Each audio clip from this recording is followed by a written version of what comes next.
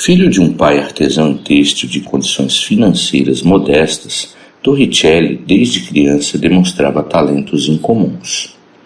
Sendo assim, seu pai o entregou aos cuidados de seu tio, um monge camaldolese, para cuidar da sua formação humanística. Entre 1625 e 1626, estuda matemática e filosofia na escola jesuíta de Faenza.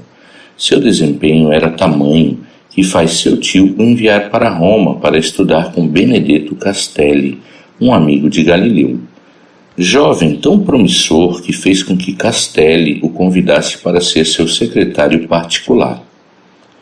Uma de suas funções era responder às correspondências de Castelli e numa delas, de 11 de setembro de 1632, endereçada a Galileu, Torricelli aproveita a oportunidade e se apresenta como matemático e que também tinha lido várias obras dos grandes geômetras gregos Apolônios, Arquimedes, Teodósios e Ptolomeu, e praticamente tudo a respeito de Brahe, Kepler e do próprio Galileu, se convencendo da teoria heliocêntrica de Copérnico.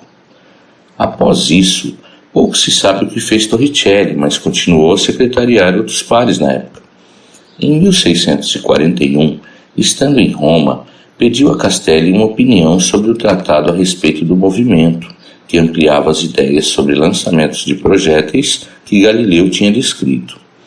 Castelli ficou maravilhado com o trabalho. Em 2 de março de 1641, escreveu a Galileu avisando que logo estaria por Florença e visitaria o amigo e levaria consigo o manuscrito de um discípulo seu.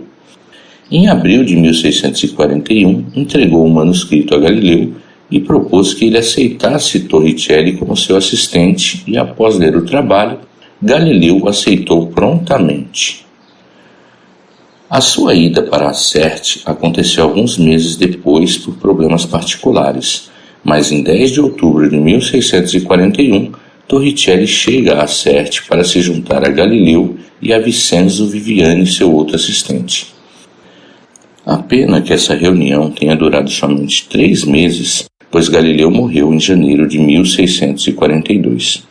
Torricelli é então nomeado a ocupar a cátedra de Galileu até 1647, ano de sua morte.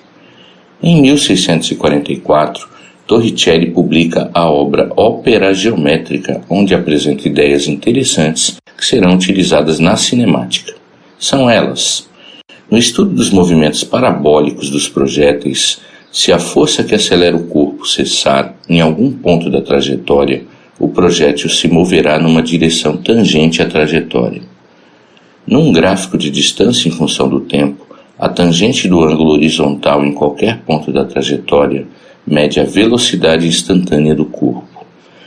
Parece demonstrar um princípio de Galileu que pesos possuem, tanto em queda livre, quanto através de um plano inclinado de mesma altura de queda, a mesma velocidade imediatamente antes de tocar o solo. Uma das questões estudadas por Torricelli foi o movimento de um jato d'água jorrando de um pequeno orifício para determinar sua velocidade. Ele verificou que se o jato fosse direcionado para cima, ele alcançaria uma altura menor que o nível do líquido do recipiente. Segundo ele, isso era devido às forças de resistência ao movimento e sem elas o jato alcançaria a mesma altura. A partir dessa hipótese, ele deduz o teorema que levou seu nome. A velocidade de efluxo de um jato é igual a que uma única gota do líquido teria se pudesse cair livremente no vácuo do nível acima do líquido em relação ao orifício do efluxo. Torricelli aponta que o fenômeno de queda livre de uma gota no líquido se assemelha ao efluxo de um jato. Portanto, a proporcionalidade entre a velocidade de efluxo e a raiz quadrada da altura do nível do líquido em relação ao orifício pode ser estendida para a medição da velocidade de um corpo em queda livre. Aí está a verdadeira origem da equação de Torricelli. Vemos então que a origem da famigerada equação de Torricelli vem do estudo do escoamento de fluidos.